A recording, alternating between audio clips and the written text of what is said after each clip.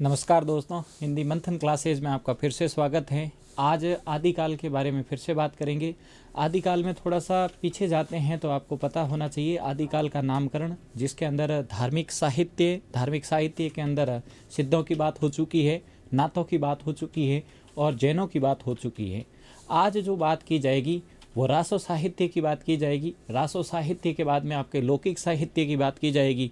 लौकिक साहित्य के बाद में आपका जो साहित्य लिया जाएगा वो गद्य साहित्य लिया जाएगा और उसके बाद में जो बात की जाएगी वो पूरे आदिकाल की प्रवृत्तियों से संबंधित बात की जाएगी। यानी पूरे आदिकाल में क्या क्या विशेषताएं आपको देखने को मिलेगी, इस बारे में बात करेंगे। तो सबसे पहले देखिएगा, रासो साहित्य की बात करते हैं। रासो साहित्य की बात करते हैं तो आपको ये तो पता ही होना चाहिए, रासो साहित्य को मुख्य रूप से जो स्थान देने वाले जो व्यक्ति हैं वो आचार्य रामचंद्र शुक्ल है। और रासो साहित्य की 12 रचनाओं के आधार पर ही आदिकाल का जो नामकरण दिया गया है वो आचार्य रामचंद्र शुक्ल के अनुसार वीर गाथा काल दिया गया है। लेकिन सबसे पहले आपको ये भी पता होना चाहिए, जो ये रासो साहित्य लिखा गया वो राजा आश्रित लिखा गया है। और जहाँ राजा आश्रित जो साहित्य लिखा जाता है वहाँ पर अतिशयोक्ति होती है, और जहाँ अतिशयोक्ति होती है वहाँ कल्पना की प्रधानता होती है।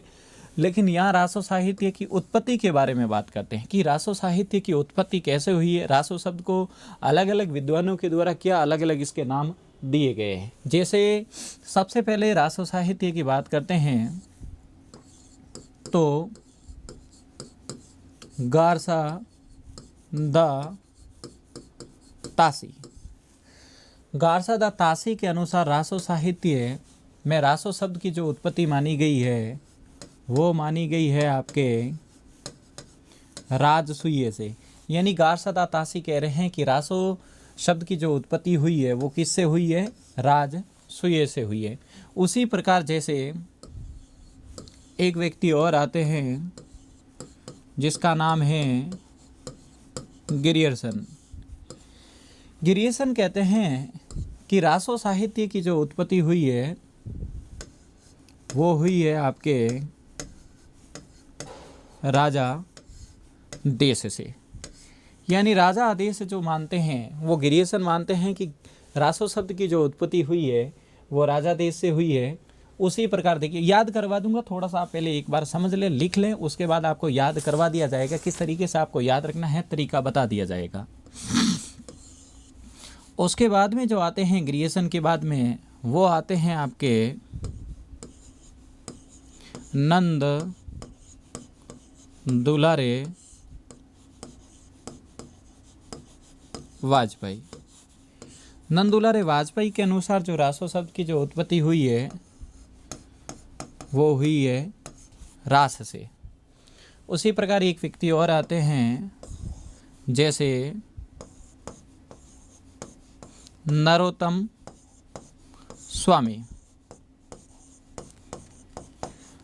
स्वामी के अनुसार जो रासो शब्द की जो उत्पत्ति देखने को मिलती है वो मिलती है आपको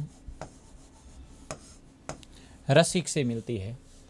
उसी प्रकार यहाँ देख लीजिए, और जैसे हजारी प्रसाद द्विवेदी के अनुसार जो रासो शब्द की जो उत्पत्ति देखने को मिलती है वो मिलती है आपके रासक से। उसी प्रकार एक व्यक्ति और आते हैं जिसका नाम है हर प्रसाद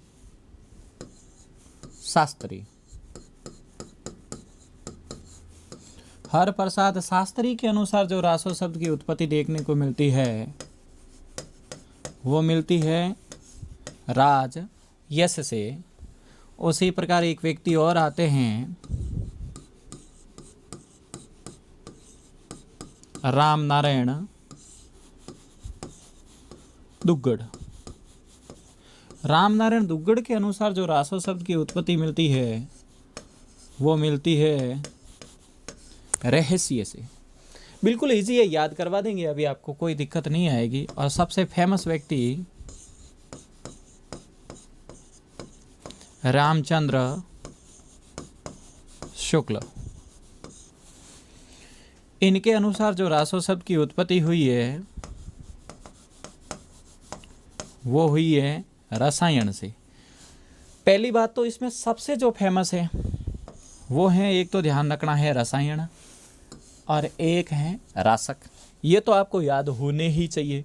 हजारी प्रसाद द्विवेदी के अनुसार ध्यान रखना है, रासो शब्द की उत्पत्ति किससे हुई? रासक से हुई। रामचंद्र शुक्ल के अनुसार रासो शब्द की उत्पत्ति किससे हुई? रसायन से हुई। दूसरी बात देखो, याद करने का तरीका देखो, मैंने पहले यहाँ पर घे घे को लिया है, उसके बाद में देखो ने को लिया है, उसके बाद में देखो यहाँ पर है को लिया है, उसके बाद में राम राम को लिया है। तो इस प्रकार से आपको क्लिक करने का तरीका तो आना चाहिए कि किस प्रकार से व्यक्ति आपको याद रखे जाते हैं।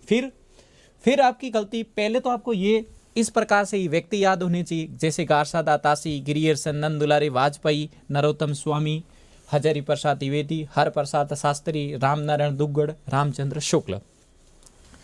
ग न ह और राम यानी रामनारायण दुग्गड़ और या रामचंद्र शुक्ल।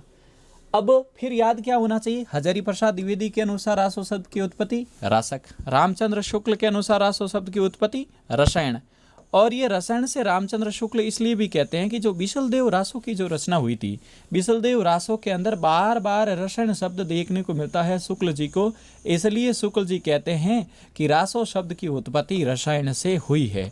ये इस आधार पर ध्यान रखना है, रसायन शब्द लेते हैं। बिशलदेव रासो की जो रचना की गई थी 1155 के अंदर, इसके आधार पर ध्यान रखना, ये रचना यहाँ पर मानी गई है।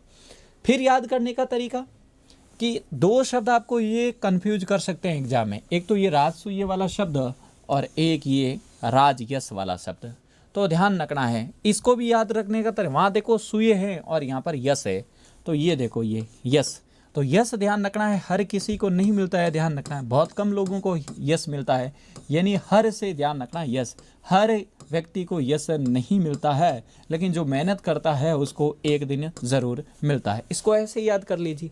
फिर देखो ये क्या लिखा हुआ, वाजपेयी, आपको भी पता है किसी समय ये पीएम बने थे अटल बिहारी वाजपेयी, लेकिन ध्यान रखना है उस समय, ध्यान रखना चाहे कोई भी सरकार हो, ये पीएम सबको रास आए थे, ध्यान रखना, कोई भी पीएम सरकार हो, ये पीएम सबको रास आए थे।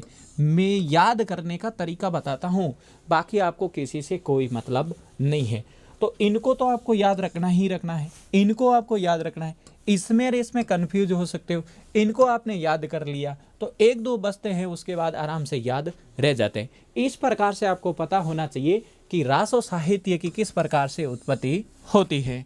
उसके बाद में रासो साहित्य में उन 12 रचनाओं की बात करते हैं। अभी देखो वो 12 रचना भी आपको याद करवा दी जाएगी, आराम से याद रखना। मैं फिर कह देता हूँ, देखो रासो साहित्य की उत्पत्ति गारसा दातासी के अनुसार ध्यान रखना है राजसूय से हुई, क्रिएशन के अनुसार राजा देश से हुई, नंद दुलारे वाजपेयी रास से हुई, नरोत्तम स्वामी के अनुसार रसिक से हुई, हजारी प्रसाद द्विवेदी के अनुसार रासो शब्द की उत्पत्ति रासक से हुई, तो रामचंद्र शुक्ल के अनुसार रासो शब्द की उत्पत्ति रसायन से हुई, और ये आधार शुक्ल जी बिशलदेव रासो से लेते हैं। रामनारायण दुग्गड़ के अनुसार रासो शब्द की उत्पत्ति रहस्य से हुई, हर प्रसाद शास्त्री के अनुसार रासो शब्द की उत्पत्ति राज यश से हुई। हर किसी व्यक्ति को यश नहीं मिलता है, लेकिन जो मेहनत करता है उसको ज़रूर यश मिलता है, ये आपको याद रखना है। उसके बाद में आगे देखिएगा,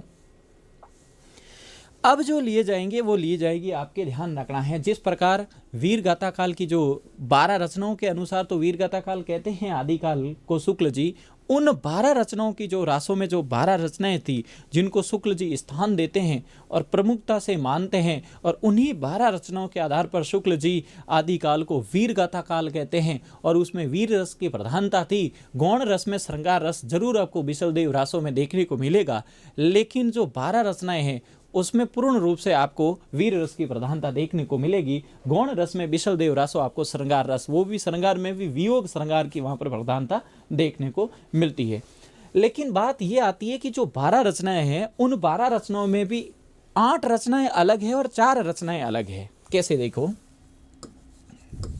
4 रचनाएं हैं वो अपभ्रंश भाषा में है। 4 रचनाएं कैसे हैं? अपभ्रंश भाषा में है, यानी 4 तो इन्होंने अपभ्रंश भाषा में लिखा, अब यहाँ पर भी याद रखने का तरीका आपको बता देंगे, याद आपको रह जाएगा, कोई दिक्कत वाली बात नहीं रहेगी। इनको किस तरीके से याद करना है वो अभी आपको बता देंगे। देखो जैसे कैसे याद रखना है, जैसे ऐसे याद रखो, विजय हम की, ये आपको 8 रचनाएं याद, 4 रचनाएं याद हो गई है और ये चारों ही रचना अपभ्रंश की है। चारों ही रचना कौन सी है? अपभ्रंश की है। वापस एक बार इस तरीके से याद कीजिए, याद हो जाएगा। इस प्रकार से याद कीजिए, आपको याद रह जाएगा। वापस देखिएगा, विजय हम की, यानी विजय हो गई है और विजय भी किसकी हुई है? हम की हुई है। इस तरीके से आपको ये 4 रचनाएं याद रह जाएगी। कैसे? जैसे इसको आप इस तरीके से लिख दो, विजयपाल रासो। इसको आप इस तरीके से लिख दो, हमीर रासो। इसको आप इस तरीके से लिख दो, कीर्ति लता। और इसको आप इस तरीके से लिख दो, कीर्ति पताका। ये याद हो गई है। देख लीजिए, विजय हम के, दूसरों की विजय नहीं, विजय हम की। विजयपाल रासो, हम से हमीर रासो, की से कीर्ति लता का और की से कीर्ति पताका। अब आपको ये पता होना चाहिए कि भाई इस विजयपाल रासो की रचयिता कौन है, हमीर रासो के रचयिता कौन है, कीर्ति लता के रचयिता कौन है, कीर्ति पताका के रचयिता कौन है। तो विजयपाल रासो के जो रचयिता है वो हैं आपके नल सिंह। वापस देखिए, विजयपाल रासो के जो रचयिता है वो है नल सिंह। हमीर रासो के जो रचयिता हैं वो हैं आपके सारंग धर। यहाँ कंफ्यूज हो सकते हो क्योंकि आगे बिसल देव रासो में नरपति मिलेंगे, यहाँ नल सिंह है। दोनों में कंफ्यूज नहीं होना क्योंकि गलती हो जाती है। अब चाहे कीर्ति लता हो चाहे कीर्ति पताका हो, ये दोनों तो ध्यान रखना है किस में है, कौन है? विद्यापति है। यहाँ भी कौन है? विद्यापति है। तो ये याद हो चुकी है। वापस देख लीजिए, आराम से याद। और चारों में भाषा कौन सी? अब देखो, कीर्ति लता कीर्ति भाषा अपभ्रंश, विजयपाल भाषा अपभ्रंश, हमीर रासो भाषा अपभ्रंश। क्योंकि इन चारों की भाषाएं कौन सी हैं? अपभ्रंश है। रस हालांकि यहाँ पर कौन सा मिल जाएगा आपको? वीर रस मिलेगा। ध्यान रखना है। अब देखो, याद रखने का तरीका हो गया, ध्यान रखना है। ये विजयपाल रासो कौन है? नल सिंह। हमीर रासो कौन है? सारंगधर। कीर्ति लता और कीर्ति पताका दोनों ध्यान रखना कौन है? विद्यापति। आगे पदावली देखने को मिलेगी लेकिन वो मैथिली भाषा में है, ये ध्यान रखना, अपभ्रंश में है, ध्यान रखना। अब देखो, विजयपाल रासो की अगर बात करते हैं तो ये ध्यान रखना है, वर्तमान के अंदर जो उपलब्ध तो है लेकिन ये खंडित रूप में उपलब्ध है। उपलब्ध तो है लेकिन किस रूप में है? ध्यान रखना है, खंडित रूप में उपलब्ध है। ये थोड़ा सा यहाँ पर पता होना चाहिए। वापस देखिएगा, विजयपाल रासो वर्तमान में उपलब्ध तो है लेकिन किस रूप में उपलब्ध है? खंडित रूप में उपलब्ध है। विजयपाल रासो की रचना किसने की है? नल सिंह ने की है। थोड़ा सा ध्यान, विजय हम की 4 हो चुकी है। हमीर का कौन है? सारंगधर है, ध्यान रखना है। हमीर रासो ध्यान रखना है वर्तमान में उपलब्ध ही नहीं है। ये तो उपलब्ध ही नहीं है, केवल और केवल इसकी क्या है? सूचना है, बाकी इसमें कुछ भी नहीं है। वर्तमान में इसकी सूचना है, बाकी ये उपलब्ध नहीं है, ध्यान रखना है। हमीर रासो। कीर्ति लता ध्यान रखना है। कीर्ति लता की बात करते हैं तो ये कीर्ति सिंह के ध्यान रखना है। विद्यापति दो ध्यान रखना है, राजा कीर्ति सिंह थे, उनके यहाँ पर शौर्य की बात करते हैं, शौर्य और पराक्रम की बात की जाती है, ध्यान रखना है। और कीर्ति लता को ये सवाल पूछा जा सकता है, क्या कहते हैं? कीर्ति लता को ध्यान रखना है, कहानी भी कहते हैं। कीर्ति लता को क्या कहते हैं? कहानी कहते हैं। और सवाल पूछा जा सकता है, यह किस संवाद में लिखा गया है? तो ध्यान रखना है, यह भृंगी संवाद में लिखा गया है। ये सवाल यहाँ पूछे जा सकते हैं। वापस देखिएगा, कीर्तिलता को क्या कहते हैं? कहानी भी कहते हैं। और ये किस संवाद में लिखा गया है? भृंगी संवाद में लिखा गया है। जिस प्रकार पृथ्वीराज रसो सुख सुखी संवाद में लिखा गया है, उसी प्रकार ध्यान रखना है कीर्तिलता आपके भृंगी संवाद के अंदर लिखा गया है। कीर्ति पताका की बात की जाती है तो यहाँ पर कौन आ जाएंगे? आपके विद्यापति आ जाएंगे। मुख्य रूप से आपको यहाँ पर रचना याद होनी चाहिए कि हमीर रासो के कौन है तो पता होना चाहिए, सारंगधर है। विजयपाल कौन है तो नल सिंह है। कीर्तिलता पूछे तो विद्यापति, कीर्तिलता और कीर्ति पताका दोनों विद्यापति है। ये 4 रचनाएं अपभ्रंश की है, ध्यान रखना है। उसके बाद में 8 रचना, क्योंकि टोटल 12 रचनाओं की बात करते हैं रासो साहित्य में शुक्ल जी, और इन 12 रचनाओं के आधार पर ही शुक्ल जी आदिकाल को वीरगाथा काल नाम देते हैं। तो देखो उसके बाद और बात करते हैं, वो भी आपको याद करवा दे। अभी आपको यहाँ याद करना विजय हम की से ये 4 रचना याद हो जाएगी आपको। उसके बाद में देखिए फिर 8 रचना, 8 रचनाओं के अंदर फिर यहाँ भी आपको याद करवा देंगे, आराम से याद हो जाएगा। जैसे देखो इस प्रकार से आपको याद करना है, खू इस तरीके से, खू ब, जैसे अब इससे याद हो गया। खू से क्या आ जाएगा? खुमाण रासो। खूब, खूब से बै से क्या आ गया? बिसलदेव रासो। थोड़ा सा ध्यान रखना, इनके बारे में जिक्र कर लेते हैं क्योंकि उसके बाद में पृथ्वीराज आ जाएगा तो उसको थोड़ा लंबा खींचना पड़ेगा, इसलिए यहाँ पहली बात कर लेते हैं आपके। देखो खुमान रसों की बात की जाती है तो यहां पर कौन आएंगे? दलपति विजय आ जाएंगे। और बिसल देव में आएंगे, वो आएंगे आपके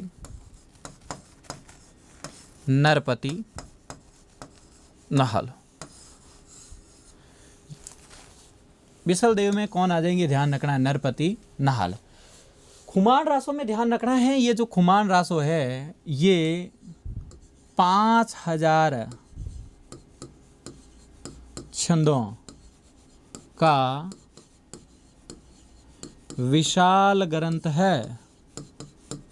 ध्यान रखना, खुमान रासो है जो 5000 छंदों का क्या है? विशाल ग्रंथ है। खुमान रासो की जो रचयिता है, वो रचनाकार हैं, वो कौन है? इन्हें रचना की दलपति विजय ने। और बिसलदेव रासों में थोड़ा सा आपको पता होना चाहिए, अच्छा है, इसमें सवाल भी पूछे जा सकते हैं, ध्यान रखना है। बिसलदेव रासों का एक तो ध्यान रखना है, रचना का समय कब है? तो है 1155, ये समय आपको पता होना चाहिए। फिर ध्यान रखना, ये जो रासो लिखा गया है, ये सवाल ही तो पूछा जाता है, ये सवाल आ सकता है। वियोग श्रृंगार रस प्रधान, क्योंकि वीर रस चल रहा है, लेकिन ध्यान रखना यहाँ वियोग श्रृंगार। अच्छा वियोग, इसमें वियोग भी क्यों है? ध्यान रख, शुक्ल जी इसको ध्यान रखना वीर गीत कहते हैं। शुक्ल जी इसे कौन सा गीत कहते हैं? इसे वीर गीत कहा है शुक्ल जी ने। अच्छा ये वियोग क्यों है? ध्यान रखना है। बिसलदेव रासो जिसे विग्रहराज भी कहा जाता है, इनकी जो पत्नी थी वो पत्नी थी राजमती। राजमती और बिसलदेव के बीच में आपसी टकराव हो चुका है, और आपसी टकराव होने की वजह से राजमती को छोड़कर चले जाते हैं बिसलदेव, उड़ीसा चले जाते हैं। और वहाँ पर ध्यान रखना 12 वर्ष तक रहते हैं, और 12 वर्ष तक रहने की वजह से राजमती, ध्यान रखना है, जो श्रृंगार माना गया है वो वियोग श्रृंगार रस माना गया है। इसमें आपको ये भी पता होना चाहिए, टोटल जो छंद माने गए हैं वो माने गए हैं 128 छंद माने गए हैं, और इसमें जो खंड हैं वो कितने खंड हैं? 4 खंड है। मुख्य रूप से आपको पता होना चाहिए। वापस देखिएगा, बिसलदेव रासो सबसे पहले नरपति नहल। बिसलदेव रासो को विग्रहराज भी कहा जाता है। इसका रचना समय क्या है? 1155 है। ये किस रूप में ये सवाल ही पूछा जाता है, थोड़ा ध्यान रखना है। वियोग श्रृंगार रस में यहाँ पर प्रधानता है, ध्यान रखना है। उसके बाद में राजवती को छोड़कर चले जाते हैं। बिसलदेव 12 वर्ष तक उड़ीसा रहते हैं। ध्यान रखना है, इसीलिए तो इसको वियोग श्रृंगार रस की प्रधानता मिली। यहाँ पर जो टोटल जो छंद आपको देखने को मिलेंगे, इसमें 128 छंद देखने को मिलेंगे। और ये कितने खंड में हैं? तो 4 खंड में हैं। और इसी बिसलदेव रासो को ध्यान रखना, शुक्ल जी किस नाम से पुकारते हैं? तो इसी बिसलदेव रासो को शुक्ल जी वीर गीत के नाम से पुकारते हैं। ये आपको पता होना चाहिए। बिसलदेव रासो के बारे में सवाल पूछा जा सकता है, आपको पता थोड़ा ध्यान रखना अंदर भी होना चाहिए। बाकी खुमान रासो का तो आपको इतना ही पता होना चाहिए, दलपति विजय। अब जो प्रमुख हैं उस व्यक्ति के बारे में बात करते हैं। देखिएगा, पृथ्वीराज रासो, यहां से सवाल पूछा जाएगा। अब देखो, खूब ऐसे याद कर लो, खूब पृथ्वी की, इस तरीके से याद रहते हैं। ध्यान, खूब पृथ्वी की ऐसे याद रह जाएगा। खूब पृथ्वी की जय जय से फिर जय प्रकाश आ जाएगी, जय चंद जस चंद्रिका आ जाएगी, इस तरीके से याद रह जाएगा। तो खूब पृथ्वी की ध्यान रखना है। तो यहाँ पर पृथ्वी से आपको क्या मिल जाएगा? पृथ्वीराज रासो, जिसकी ध्यान रखना है रचना किसने की है? जिसकी रचना चंद बरदाई ने की है।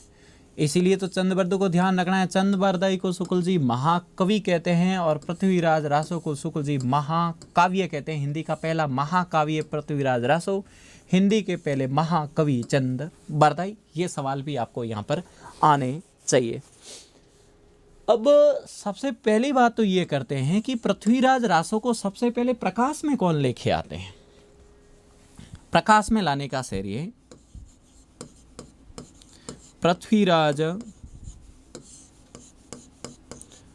रासो को सर्वप्रथम प्रकाश में कौन लेके आते हैं? तो ध्यान रखना है, सर्वप्रथम इसको प्रकाश में लेके आते हैं, वो लेके आते हैं कर्नल टॉड। ये सवाल गलत मत करना। पृथ्वीराज रासो को सर्वप्रथम इसका प्रकाशन यानी प्रकाश में लाने का श्रेय किसको जाता है? तो वो है कर्नल टॉड को। वापस ध्यान दीजिए, पृथ्वीराज रासो को सबसे पहले प्रकाश में लाने के श्रेय कर्नल टॉड। तो पृथ्वीराज रासो को सबसे पहले अप्रमाणिक मानने वाले, सबसे पहले अप्रमाणिक मानने वाले थे तो वो थे आपके डॉक्टर वुलर।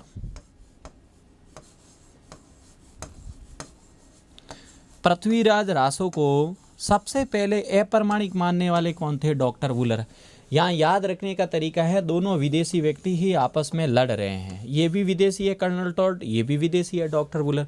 एक प्रकाश में लाने का काम कर रहा है तो दूसरा इसे सबसे पहले बता रहा है अप्रमाणिक। तो कर्नल टॉड तो सबसे पहले इसमें प्रकाश में लाने का श्रेय जाता है, डॉक्टर वुलर को सबसे पहले इसे अप्रमाणिक में लाने का श्रेय जाता है।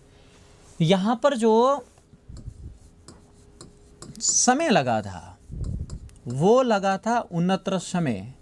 ध्यान रखना है, जिसको अपन सर्ग भी कह सकते हैं। और छंदों की बात की गई है तो यहाँ पर 68 प्रकार के छंद देखने को मिलते हैं। 68 प्रकार के छंद मतलब क्या हुआ? अलग अलग प्रकार के छंद, अलग अलग प्रकार के छंद।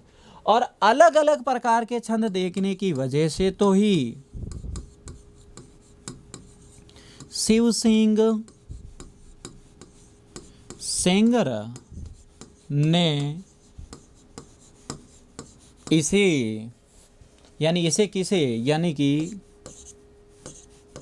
चंद बरदाई को, शिव सिंह सेंगर ने चंद बरदाई को छपिए सम्राट का है। चंद बरदाई को छपिए सम्राट कहा।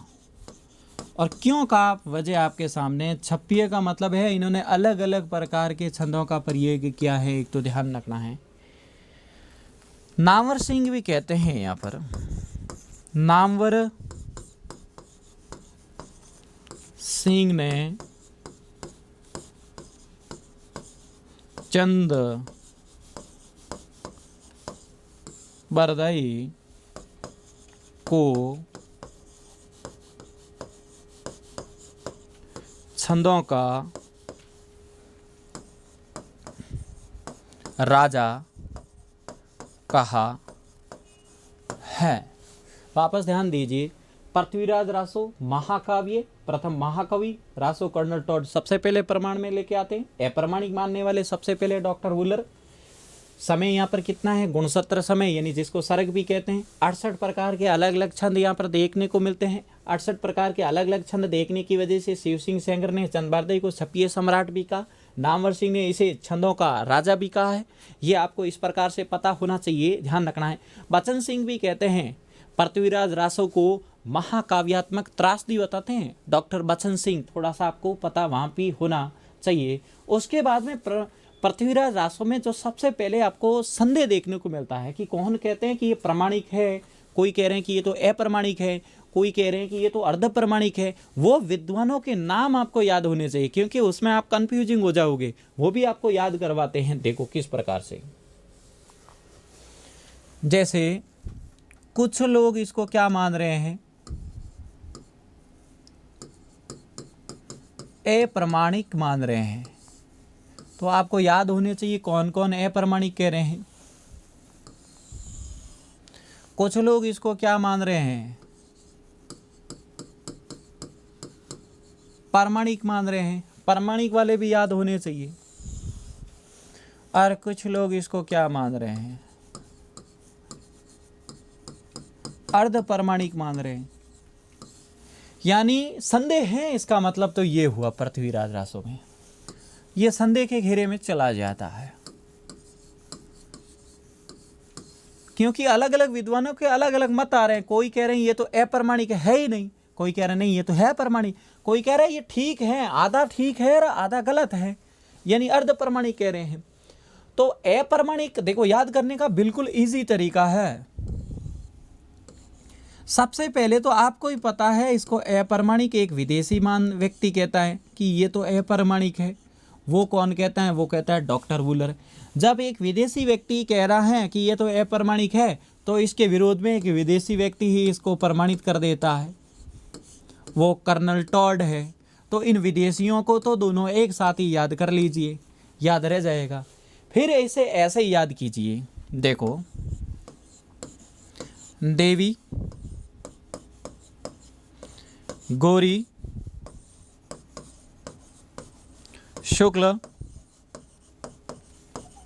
श्यामल, ये याद हो गए, ये अप्रमाणिक है। वापस देखिए, जो देवी हैं वो गौरी हैं, जो गौरी हैं वो शुक्ल है, जो शुक्ल है वो श्यामल है। देखो एक शुक्ल पक्ष होता नहीं, एक श्याम पक्ष, कृष्ण पक्ष, सफेद पक्ष होता है ना, ऐसे साथ साथ में। देखो गौरी है मतलब शुक्ल मतलब सफेद है, फिर श्याम मतलब काली होगी। तो देवी गौरी है, शुक्ल है, श्यामल है। देवी से आपको याद रह जाएगा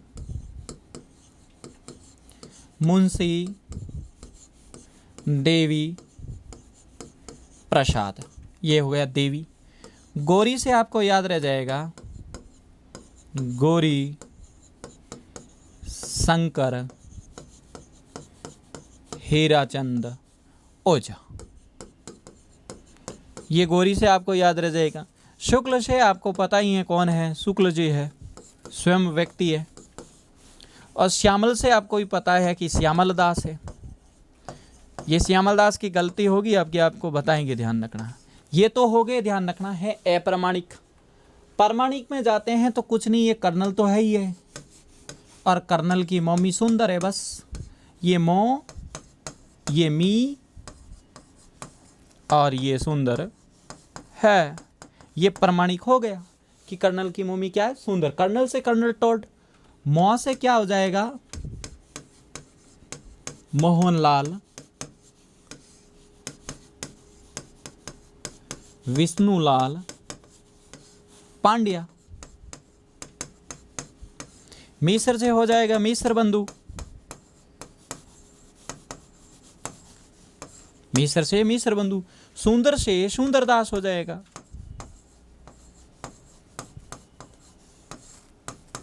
सुंदर से सुंदरदास। अब देखो सबसे बड़ी गलती एक तो इनमें आपको पता होना चाहिए कौन क्या है। फिर सबसे बड़ी गलती यहाँ पर श्यामल दास, ध्यान रखना यहाँ है और सुंदरदास यहाँ है, ऐसे नहीं दास दास से गलती कर बैठो। सुंदरदास प्रमाणिक में है, श्यामल दास अप्रमाणिक में है।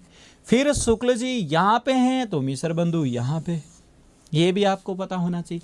ये प्रमाणिक है, ध्यान रखना, कर्नल की मोमी सुंदर, बस प्रमाणिक हो गया, ध्यान रखना। ये देवी गौरी शुक्ल श्यामल, ये अप्रमाणिक हो गया। अब बचा है अर्ध प्रमाणिक, ये भी याद हो जाएगा। देखो कैसे, 10,000 मुनि सुनी, बस हो गया याद।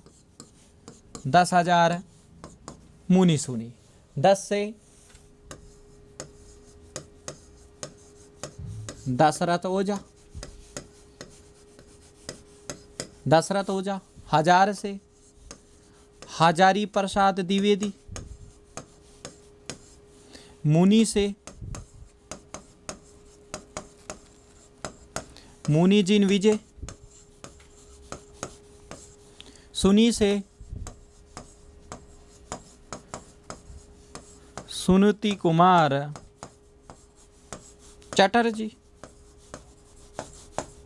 बस हो जाएगा आपको याद। देखिए वापस देख लीजिए, अप्रमाणिक में जाते तो वुलर और कर्नल को ले लीजिए, फिर देवी गौरी शुक्ल श्यामल हो गया, फिर कर्नल की मोमी सुंदर प्रमाणिक हो गया, फिर 10,000 मुनि सुनी विजय, बस 10,000 मुनि सुनी। अब अर्ध प्रमाणिक वापस देखिएगा, देवी गौरी शुक्ल श्यामल अप्रमाणिक, प्रमाणिक है, कर्नल की मोमी सुंदर है, ऐसा प्रमाण बताया जा रहा है, और 10,000 मुनि सुनी अर्ध प्रमाणिक है। वापस देखिए, 10,000 मुनि सुनी अर्ध प्रमाणिक है। ये पूरा इस तरीके से आपको याद होना चाहिए, नहीं तो गलत हो जाएगा, ध्यान रखना है। तो ध्यान रखना है, इस प्रकार से विजय हो गए, ध्यान रखना पृथ्वी की। ये आपके अभी 3 नंबर पे चल रहे हैं पृथ्वीराज रासो, ध्यान रखना है। उसके बाद में देखिएगा आगे, फिर आपके आ जाएगा जय प्रकाश। यहां सबसे ज्यादा गलती एक तो 4 नंबर ये जय प्रकाश में, और एक है आपके जय प्रकाश जस चंद्रिका, इन दोनों में गलती हो जाती है। ये जय जय से इसको इस तरीके से याद कीजिए, खूब पृथ्वी की जय जय, तो जय से तो हो गया जय प्रकाश, और एक है जय प्रकाश जस चंद्रिका। जय प्रकाश का तो है आपके यहां पर आपस में ही गलती होती है, बाकी तो कुछ है नहीं। केदार भट्ट, ये यहां पर थोड़ा सा ध्यान रखना, जय प्रकाश नहीं है, जय मयंक है,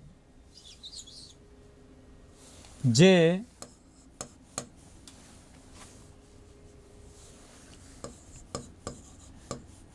मयंक जस चंद्रिका, और इनके हैं वो हैं आपके मधुकर कवि,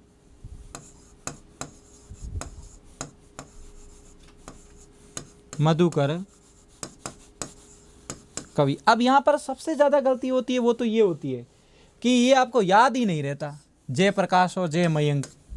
सबसे तरीका अच्छा है यहाँ पर थोड़ा प्रकाश पे जोर दे दो, केदार भट्ट, और ये मयंक पे जोर दे दो, मयंक मयंक मधुकर कवि, बस फिर याद रह जाएगा। जय प्रकाश का केदार भट्ट हो जाएगा, जय मयंक का जय मयंक जस चंद्रिका मधुकर हो जाएगा। यहाँ पर याद रखने का तरीका वापस देखिए, जय प्रकाश केदार भट्ट और जय मयंक मधुकर, ऐसे इस पर जोर दे, ध्यान रखना। मैं पे जोर दोगे तो ये मधुकर आ जाएगा, यहाँ पर के पे जोर दोगे तो ये केदार आएगा, नहीं तो ऑप्शन वहाँ एग्जाम में आए तो वहाँ पर ध्यान रखना है, आप भूल जाओगे। तो ये इस प्रकार से जैसे आप जे जे से याद करो, जैसे खूब पृथ्वी की जे जे, खूब पृथ्वी की, खूब से आ रहा ध्यान, खुमा रसो, बे से आ रहा बिसल देव रासो, खूब पृथ्वी यानी पृथ्वीराज रासो, फिर खूब पृथ्वी की जे जे, तो ये जे पे 2 आगे, ध्यान रखना। जय प्रकाश आ गया और ये जय मयंक आ गया, ध्यान रखना है, दोनों आपको याद रखनी है। जय प्रकाश पूछे केदार भट्ट कर देना, जय मयंक पूछे तो आपको मधुकर कवि करना है। फिर देखो खूब पृथ्वी की जय जय पर, देखो 5 तो हो गई आपके, ध्यान रखना है। खूब पृथ्वी की जय जय पर, इस तरीके से याद करो, पर जैसे पर खुश, ये 8वीं भी आपके आगे देखो, खुश विद्या हुई, ये टोटल हो गई। अब देखो पर से आपको ही पता है, पर से क्या है, परमाल रासो है। और खुद से आपको ही पता है क्या है, खुसरो है, अमीर खुसरो। और विद्या से आपको ही पता है क्या है, विद्यापति है, जो किस लिए फेमस हुए,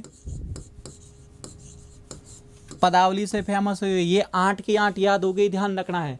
पहले 4 कैसे थी, विजय हम की थी, फिर उसके बाद में ध्यान रखना खूब पृथ्वी की जय, खूब पृथ्वी की जय जय पर खुश विद्या हुई, खूब पृथ्वी की जय जय पर खुश विद्या हुई। पर से ध्यान रखना परमाल रासो, परमाल रासो ने ध्यान रखना किसने लिखा है, ये जगनिक ने लिखा है। ये भी सवाल यहां पर पूछा जा सकता है। परमाल रासो जगनिक ने लिखा है, लेकिन सवाल की थोड़ी वजह है यहां पर आने की, ध्यान रखना है। ये तो अमीर खुसरो है, अभी इसकी बात करेंगे, ध्यान रखना है। ये खुसरो हैं, ध्यान रखना। लेकिन परमाल रासो की बात करते हैं। देखो, परमाल रासो एक गेय काव्य है, ये लोक गेय काव्य हैं, और ये उत्तर प्रदेश में गाया जाता है, और उत्तर प्रदेश में भी वर्षा ऋतु में गाया जाता है, और वर्षा ऋतु में गाया जाता है। ध्यान रखना है, ये मौखिक है, ध्यान रखना, लिखित नहीं है, इसके कोई लिखित नहीं है, ध्यान रखना है।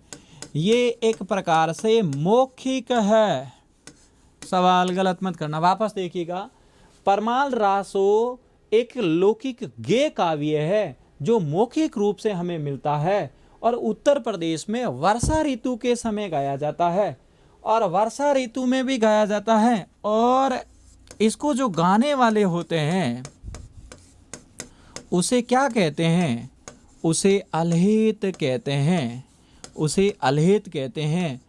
और थोड़ा सा आपको ये पता होना चाहिए है कि ये जो परमाल रासो है, ये वैसे है तो क्या, आला व उदल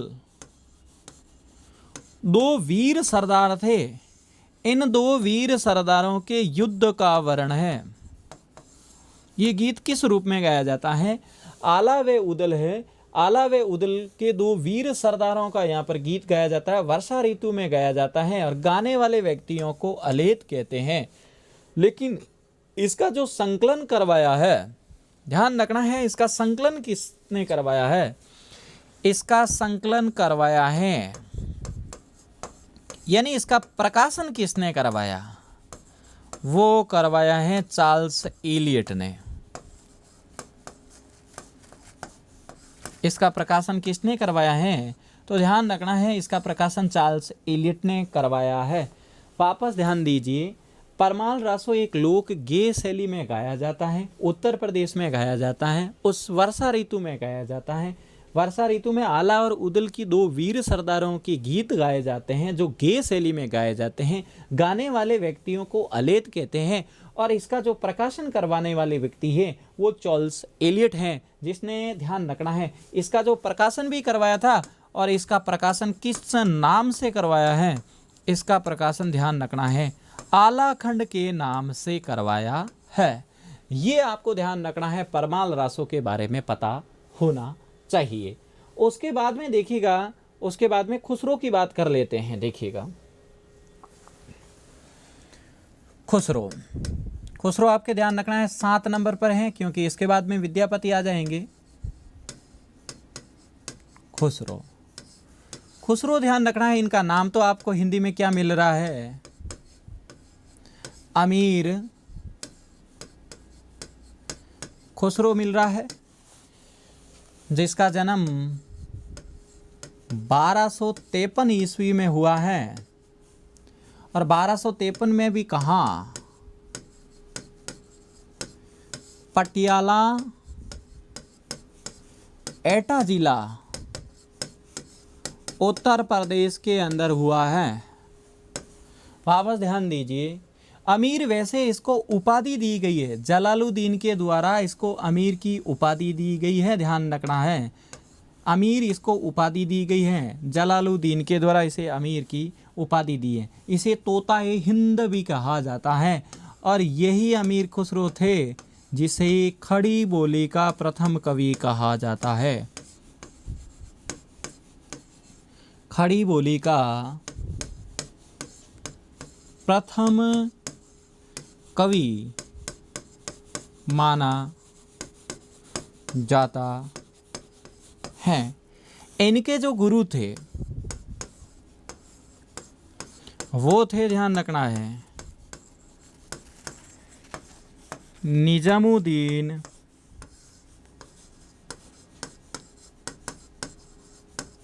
औलिया थे। और निजामुद्दीन औलिया की मृत्यु हो जाती है तब इसकी कब्र के पास ही खुसरो, एक पंक्ति भी फेमस है, ध्यान रखना, गोरी से हुए सेज पर मुख पे डारे केस। ध्यान रखना, ये पंक्ति पूछी जाती है, गोरी सोवे सेज पर मुख पर डारे केस। ध्यान रखना, चल खुसरो गिर आपने रहन भई चहु देश। ये सवाल, ये पंक्ति पूछी जाती है, निजामुद्दीन औलिया की मृत्यु के बाद में पंक्ति लिखी है, ध्यान रखना, और उसकी कब्र के पास में खड़े खड़े ये पंक्ति लिखी है, ध्यान रखना। निजामुद्दीन अमीर खुसरो ने, जिसका जन्म 1253 में पटियाला में हुआ, पटियाला एटा जिला उत्तर प्रदेश में हुआ, और खड़ी बोली के प्रथम कवि हैं। और ये अमीर खुसरो ही हैं जिन्होंने दिल्ली के तख्त पर 11 शासकों का शासन देखा है। अमीर खुसरो ने, ध्यान रखना, दिल्ली के तख्त पर 11 शासकों का, ध्यान रखना, एक साथ शासक देखा है। और यही तो व्यक्ति थे जिसने कव्वाली का आविष्कार किया है, जिसने तबला का आविष्कार किया है, ध्यान रखना। अमीर खुसरो आविष्कार के रूप में भी जाने जा रहे हैं। उसके बाद में इन्होंने मनोरंजन साहित्य भी लिखा है, लोगों का मनोरंजन करने के लिए, जैसे ध्यान रखना खाली इकबारी लिखी है, जैसे पहेलियाँ लिखी है, जैसे दो शकुने लिखी है, जैसे ढकोसला लिखी है, ध्यान रखना। इस प्रकार के, ध्यान रखना है, ये पहेलियों में भी ध्यान रखना है, जैसे वो घोड़ा अड़ा क्यों, पान सड़ा क्यों, वजह थी कि फेरा न था, ध्यान रखना। तो यहाँ पर भी पढ़ाई में भी ध्यान रखना, एक ही बात है, बार बार क्या देना है, इसका फेरा देना है, ध्यान रखना है। जैसे एक थाल, ध्यान रखना है, एक थाल फिरता है वो, ध्यान रखना, चारों ओर से औंधा गिरा मोती उससे एक न टपके, ध्यान रखना। ये आकाश के बारे में बात करते हैं। इस प्रकार से ध्यान रखना, ये पहेलियों में भी प्रसिद्ध हुए, ढकोसलों में भी प्रसिद्ध हुए, दो शकुने में भी प्रसिद्ध हुए, खाली इकबारी में भी प्रसिद्ध हुए। आपको अमीर खुसरो के बारे में इतना पता होना चाहिए। लेकिन ये सवाल तो पूछा ही जाता है, ये सवाल खड़ी बोली के, ध्यान रखना है, जो प्रथम जो कवि माने जाते हैं वो अमीर खुसरो माने जाते हैं। उसके बाद में देखिएगा, उसके बाद में लास्ट विद्यापति आते हैं। सबसे पहले तो ध्यान रखना है, भाई साहब के जन्म के बारे में बात करते हैं तो बिस्पी गांव में हुआ है,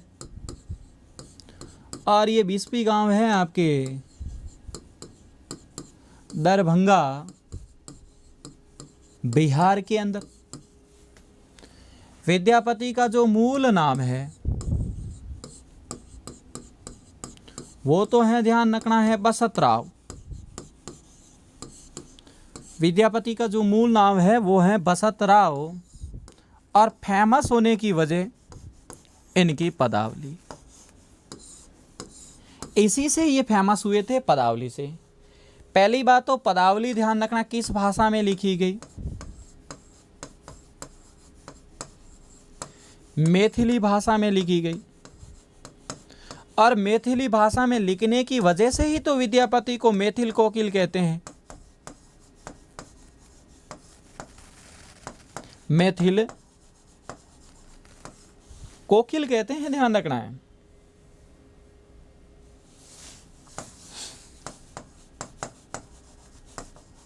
मैथिल कोकिल।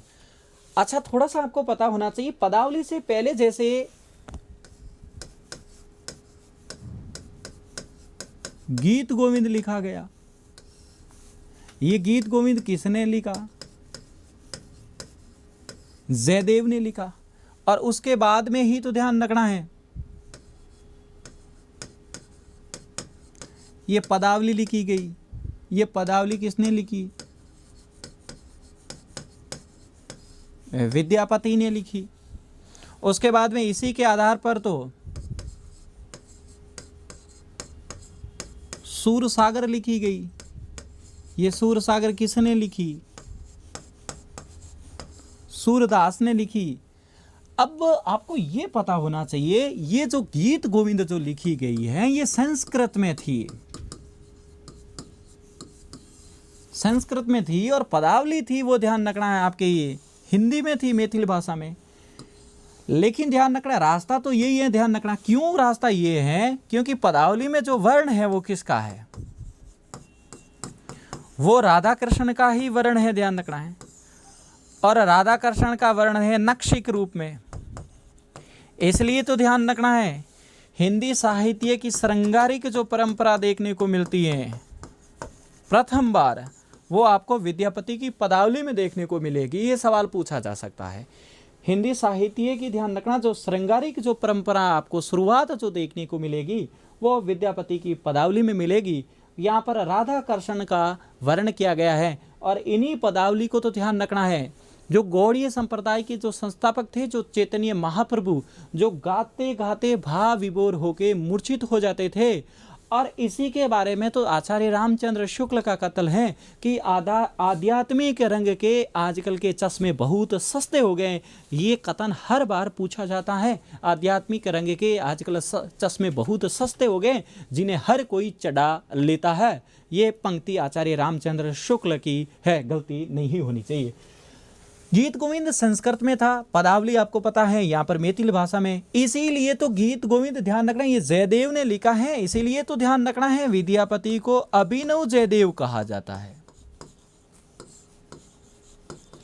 अभिनव जयदेव कहा जाता है।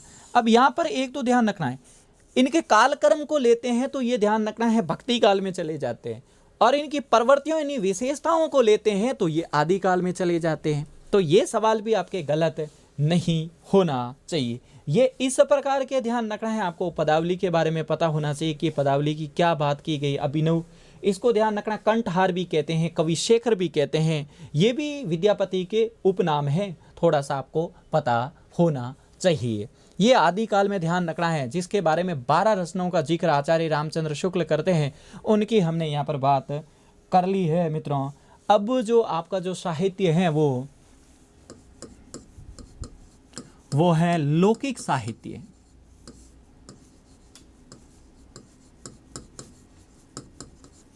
लौकिक साहित्य, ये जो लौकिक साहित्य है ध्यान रखना है, ये श्रृंगारिक रूप में देखने को आपको मिलता है। और लौकिक साहित्य में आपको एक तो मिलेगा, ध्यान रखना, फेमस है ढोला, मारू, रा, दुहा। ये इतना छोड़ के इसलिए लिखा है कि आपके यहाँ पर सवाल हो जाएगा। कैसे देखिएगा, ढोला क्या था आपको पता है, नायक था। मारू क्या है ध्यान रखना है, नायिका थी। और रा का मतलब क्या है, राजस्थानी भाषा थी। और दुहा का मतलब होता है दोहा, छंद। ये बात है। वापस देखिएगा, श्रृंगारिक लौकिक साहित्य में श्रृंगारिक में ध्यान रखना है ढोला, मारू, रा, दुहा। ढोला नायक, मारू नायिका, रा राजस्थानी, दुहा छंद। नायक कौन था, नायक था आपके साला कुमार, जिसकी उम्र क्या थी, 3 वर्ष। और नायिका कौन थी, मारवणी, जिसकी उम्र क्या थी, 1.5 वर्ष। 1.5 वर्ष में इनकी सगाई हो जाती है इन दोनों की। और ये राजस्थान को क्या है, भाषा हो गई। अब बात ये होती है, ये छंद हो गया दोहा, कि कुछ समय के बाद में ये साला कुमार, ये जो नायक है ढोला, ये बड़ा हो जाता है और मारवणी भी बड़ी हो जाती है। लेकिन साले कुमार की जो शादी होती है वो हो जाती है मालवणी से। किससे हो जाती है, मालवणी से। एक बात यहाँ पर पहले ही कह देता हूँ, ये सवाल यहाँ पर गलत तो ये हो सकता है, आप कंफ्यूज मत हो ना। मारवणी अलग है, मालवणी अलग है। मालवणी मतलब मालवा शब्द है, मालवा से मालवणी बना है। ये मारवाड़ी से मारवणी बना है, ध्यान रखना। ये मारू से ही मारवणी शब्द बना है, ऐसे आप याद रखना, गलत नहीं होगा। अब मालवणी भी बड़ी होती है तो मालवणी को पता चलता है कि उसकी सगाई तो पहले ही हो चुकी है भाई साहब के साथ में, तो वो ध्यान रखना है वो इनको प्राप्त करना चाहती है, इसलिए मैसेज करती है इनको, लेकिन ये मैसेज ध्यान रखना बीच में मालवणी कैचअप कर लेती है। लेकिन एक दिन साले कुमार को पता चल ही जाता है और वो मारवणी को लेने के लिए चला जाता है। तो इसमें जो आपको जो रस मिलेगा वो पूर्ण रूप से वियोग श्रृंगार मिलेगा। ये जो रस मिलेगा वो किस रूप में मिलेगा? वियोग श्रृंगार में मिलेगा। लौकिक साहित्य में एक और बात की गई है, वो की गई है आपके संदेश रासक। ये संदेश रासक ध्यान रखना है, इसको दूत काव्य भी कहते हैं। मैं यहाँ ज़्यादा नहीं बताऊंगा क्योंकि पहले वाले वीडियो में संदेश रासक की बात हो चुकी है। यहाँ पर तो इतना ही बताऊंगा कि ये अब्दुल रहमान है संदेश रासक, और ये भी ध्यान रखना है वियोग श्रृंगार में ही है। वियोग श्रृंगार रस। शब्द शुद्धि में श्रृंगार पूछा जाता है, कैसे लिखा जाता है? श्रृंगार और श्रृंखला दोनों गलत लिख देते हो आप, तो ऐसे लिख देते हो, एक तो ऐसे, और कुछ लोग तो एक साथ रे और री दोनों लगा देते हैं, ये दोनों ही गलत है। ये श्रृंगार है, ध्यान रखना। क्रिकेट की एक श्रृंखला होती है, दोनों शब्द शुद्धि में पूछे जाते हैं, दोनों ही आप गलत कर देते हो। लौकिक साहित्य में ढोला मारूरा दुआ और संदेश रासक। उसके बाद में क्या बचता है? उसके बाद में बचता है गद्य साहित्य।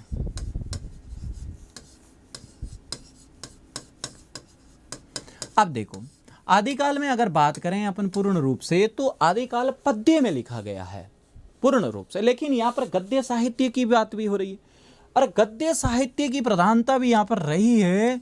तो गद्य साहित्य में लिखा गया है आपके राहुल बेल।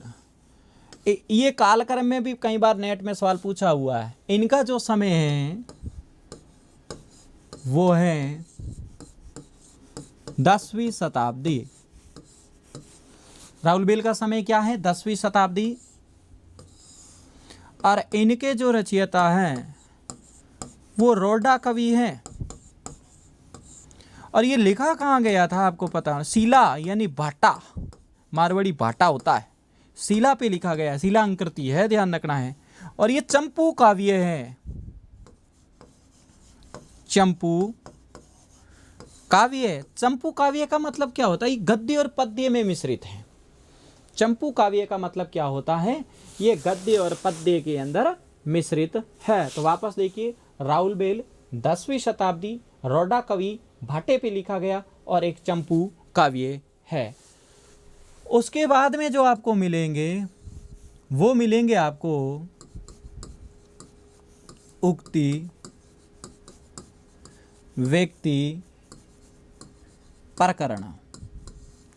यह इसका जो समय है वो है 12वीं शताब्दी। और उक्ति, व्यक्ति, प्रकरण को लिखने वाला व्यक्ति दामोदर शर्मा। और ये व्याकरण ग्रंथ है। गद्य में ध्यान रखना, यहां पर देखो राहुल बेल आ रहे हैं, उक्ति, व्यक्ति, प्रकरण आ रहा है, और एक और है आपके वर्ण रत्नाकर। वर्ण रत्नाकर का जो समय है वो है 14वीं शताब्दी। 14वीं शताब्दी। और इनके जो व्यक्ति हैं वो है आपके ज्योतिश्वर ठाकुर। यहां पर ध्यान रखना है, शब्दकोश के बारे में बात की गई है, थोड़ा सा ये ध्यान रखना है। मैथिली भाषा है,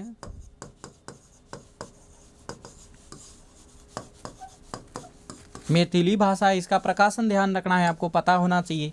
सुनीति कुमार चटर्जी ने करवाया, किसने करवाया, थोड़ा सा ध्यान रखना।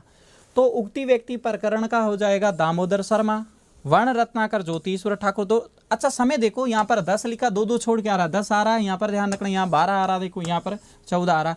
कालक्रम के हिसाब से भी नेट में भी आपको पता होना, ये तीनों ही गद्य साहित्य है, ध्यान रखना। राहुल बेल है, उक्ति, व्यक्ति, प्रकरण है, और वर्ण रत्नाकर है, ध्यान रखना। वर्ण जहाँ राहुल बेल है वहाँ रोडा है, जहाँ रोडा है वहाँ शिला है, जहाँ शिला है वहाँ चंपू काव्य। चंपू काव्य गद्य और पद्य जो शैली होती है मिश्रित होती है, उसे चंपू काव्य कहते हैं। उक्ति, व्यक्ति, व्यक्ति से व्याकरण ग्रंथ, ऐसे याद रखना, ध्यान रखना। भूलना मत। वर्ण रत्नाकर शब्दकोश है, ज्योतिश्वर ठाकुर ने लिखा है। तो गद्य की प्रधानता भी यहाँ पर मिलती है, क्योंकि प्रवर्तियों में आपको पता होना चाहिए, वहां पर पूछ लेंगे क्या केवल पद्य की प्रधानता थी, लेकिन पद्य की थी, पद्य के साथ में गद्य की प्रधानता भी यहाँ पर आदिकाल में देखने को मिलती है। अब ये बात हो चुकी है, अब केवल आदिकाल में कुछ नहीं बचता है, लगभग हमने संपूर्ण आदिकाल समेट लिया है। भारत के क्षेत्र में कहीं भी साहित्य से संबंधित एग्जाम हो, आदिकाल से संबंधित आपका सवाल गलत नहीं होगा, ध्यान रखना है। लेकिन अब आदिकाल की विशेषताओं की ओर जाते हैं कि आदिकाल की क्या विशेषताएं हैं। विशेषताएं देखो, विशेषताएं इसलिए ले रहे हैं कि आजकल जो भी एग्जाम है, एग्जाम के अंदर, परीक्षा के अंदर कोई भी काल से विशेषताएं पेपर सेटर उठाता है और उठा के वो सवाल पूछ लेता है। इसलिए यहाँ पर आपको पता होना चाहिए कि भाई आदिकाल में क्या विशेषताएं। देखो, आदिकाल की एक विशेषता तो आपको देखने को मिलेगी, यहाँ ऐतिहासिकता की बजाय कल्पना की प्रधानता थी। कल्पना की प्रधानता होने की ऐसी क्या वजह थी?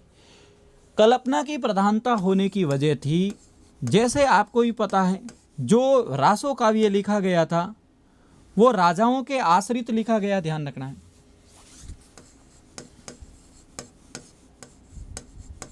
राजाओं के आश्रित लिखा गया, और जब राजाओं के आश्रित कोई चारण कवि रहेंगे तो सीधी बात है उसमें किसका प्रयोग होगा? अतिशयोक्ति का प्रयोग होगा। अतिशयोक्ति शब्द शुद्धि में भी पूछ लिया जाता है, शय पूरा है, ध्यान रखना है। अतिशयधन उक्ति गुण संधि का उदाहरण है, ध्यान रखना। किसी भी बात को बढ़ा चढ़ा कर कहते हैं उसे अतिशयोक्ति कहते हैं। साहित्य में अतिशयोक्ति अलंकार भी है। हनुमान जी की पूंछ में लगने पई आग, लंका जल के शीघ्र गए निशाचर भाग। अतिशयोक्ति का मतलब होता है किसी भी बात को बढ़ा चढ़ा कर कहना, ध्यान रखना। यहाँ विशेषताओं की बात करते हैं तो ध्यान रखना, कल्पना की प्रधानता मिलती है ऐतिहासिकता की बजाय। उसकी वजह थी क्योंकि चारण जितने कवि थे वो राजाओं के आश्रित रह रहे थे और राजाओं की प्रशंसा कर रहे थे, और राजाओं की प्रशंसा के लिए वो किसी भी बात को बढ़ा चढ़ा कर कह देते थे, और बढ़ा चढ़ा कर बात कहने की वजह से यहाँ अतिशयोक्ति आपको देखने को मिलेगी। और जहाँ अतिशयोक्ति होती है वहाँ पर किसकी प्रधानता देखने को मिलेगी? कल्पना की प्रधानता देखने को मिलेगी। फिर क्या है इसकी और विशेषता? युद्धों का सजीव वर्ण देखने को मिलेगा यहाँ पर आपको। और क्या मिलेगा आपको? संकुचित राष्ट्रीयता देखने को मिलेगी। और क्या मिलेगा यहाँ पर?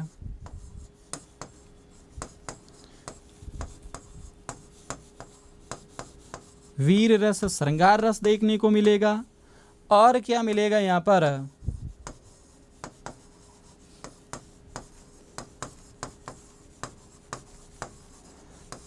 और आपको क्या मिलेगा? डिंगल साहित्य। देखिएगा, युद्धों का सजीव वर्ण का क्या मतलब था? युद्धों का सजीव वर्ण का मतलब यह था क्योंकि चारण जितने कवि थे वो राजाओं के युद्धों के साथ जाते थे, तो वो खुद लिखते भी थे और युद्ध को देखते भी थे, तो दोनों काम करते थे। इसलिए ध्यान रखना है, युद्धों का क्या हो गया? सजीव वर्ण हो गया, ध्यान रखना है। संकुचित राष्ट्रीयता का मतलब ये हो गया कि उस समय भारत क्षेत्र के अंदर अलग अलग राजा थे।